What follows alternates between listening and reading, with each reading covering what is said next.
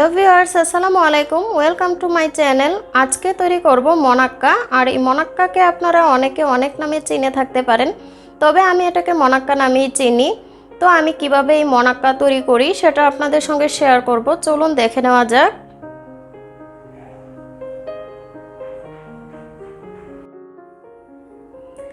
এখানে আমি 1.5 কাপের মতো ময়দা নিয়েছি। এবার এর সঙ্গে দিয়ে দিচ্ছি 3 টেবিল চামচ গুঁড়া দুধ। আর এই গুঁড়া দুধটা দেওয়ার ফলে কিন্তু মনাক্কার টেস্টটা ভালো হয়। আপনারা চেষ্টা করবেন এখানে গুঁড়া দুধটা ইউজ করা। এখন দিয়ে দিচ্ছি 1 টেবিল চামচ চিনি, দিয়ে দিচ্ছি 1 চা চামচ কালো জিরা,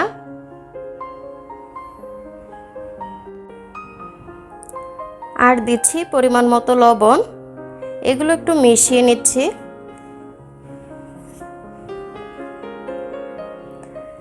এগুলো মিশিয়ে এখন দিয়ে দিচ্ছি 1/4 কাপ তেল।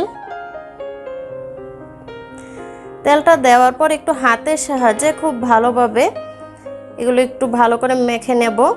আর এই কাজটা কিন্তু একটু ঘষে ঘষে ভালো করে মিশিয়ে নিতে হবে। সবচেয়ে ভালো হয় যদি 2 হাত ইউজ করা যায়। আর আপনারা দেখতেই পাচ্ছেন যে আমি কিভাবে এই কাজটা করছি।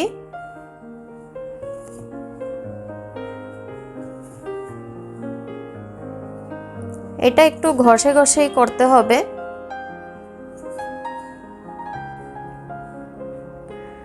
যখন এগুলো এরকম একটু মুঠো করা যাবে তখন বুঝতে হবে যে এটা খুব ভালোভাবে মেশানো হয়ে গিয়েছে। তো দেখতেই পাচ্ছেন যে এরকম করলে কিন্তু একটা মুঠোর মতন হয়ে যাচ্ছে। তো এটা কিন্তু খুব ভালোভাবে মেশানো হয়ে গিয়েছে। তো এখন অল্প অল্প করে পানি দিয়ে আমি একটা শক্ত ডো করে নেব। আর এই কাজটা কিন্তু আপনারা লিকুইড দুধ দিয়েও করতে পারেন।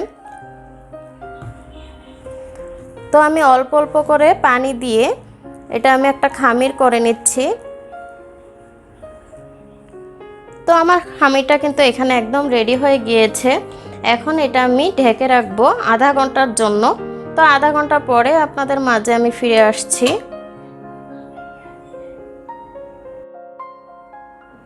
আধা ঘন্টা পর খামিরটা কিন্তু এখানে একদম সেট হয়ে গিয়েছে। তো আমি এটাকে একটু মথে নিয়ে এটাকে 2 ভাগে ভাগ করে নিচ্ছি।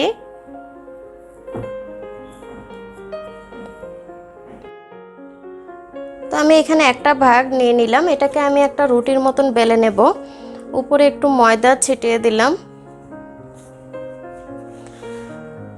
আর মনাক্কা যেহেতু একটু মোটা ধরনের হয়ে থাকে সেজন্য আমি রুটিটা বেশি একটা পাতলা করব না, একটু ভারী করে রুটিটা বেলে নিচ্ছি।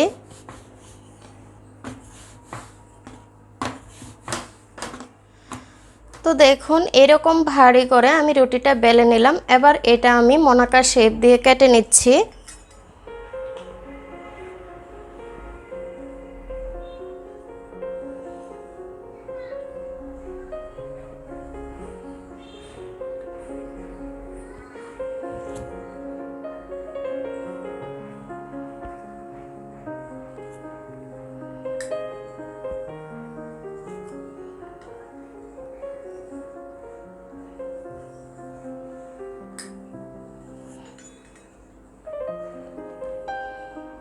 আপনারা ইচ্ছা করলে ছোট বড় যে কোনো সাইজেই কেটে নিতে পারেন, কিন্তু সচরাচর মনাক্কা এতটুকুই হয়ে থাকে।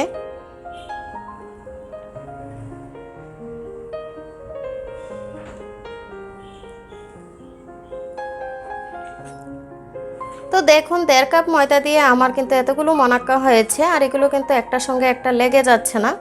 এবার চুলায় প্যান বসিয়ে পর্যাপ্ত পরিমাণে তেল দিয়ে দিব এগুলো ভাজার জন্য।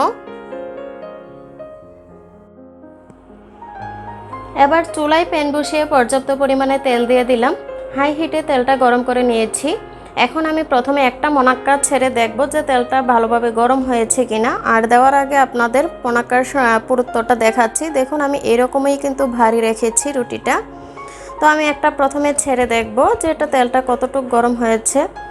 তো আপনারা দেখতে পাচ্ছেন যে মনাক্কাটার মধ্যে থেকে কিন্তু একটু বাবলসের মতো হচ্ছে, তার মানে তেলটা এখানে পুরোপুরি গরম হয়ে গিয়েছে।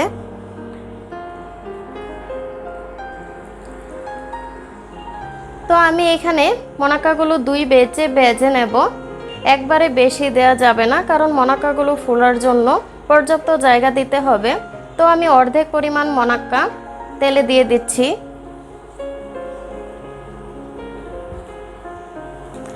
আর চুলার আঁচ মিডিয়াম রেখে মোনাক্কাগুলো ভেজে নিতে হবে।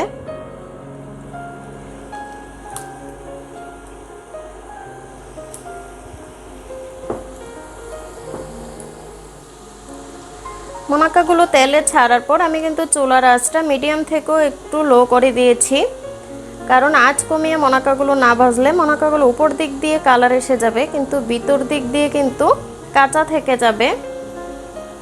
তো এই জন্য কম আঁচে মোনাক্কাগুলো একটু ধৈর্য সহকারে ভেজে নিতে হবে। তো দেখুন মোনাক্কাগুলো ভাজতে ভাজতে কিন্তু এখানে অনেকটাই কালার চলে আসছে। আর একটু কালার আসলে আমি কিন্তু মোনাক্কাগুলো তুলে নিব। আর অনেকটা কিন্তু এখানে ফুলেও গিয়েছে, দেখতে পাচ্ছেন।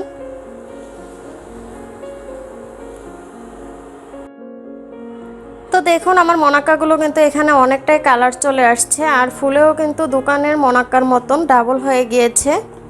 তো আমার এই মোনাক্কাগুলো কিন্তু আমি এখানে ভেজে নিয়েছি। এখন আমি একটু ছেঁকে তুলে নেব, তেলটা ঝরিয়ে নেব।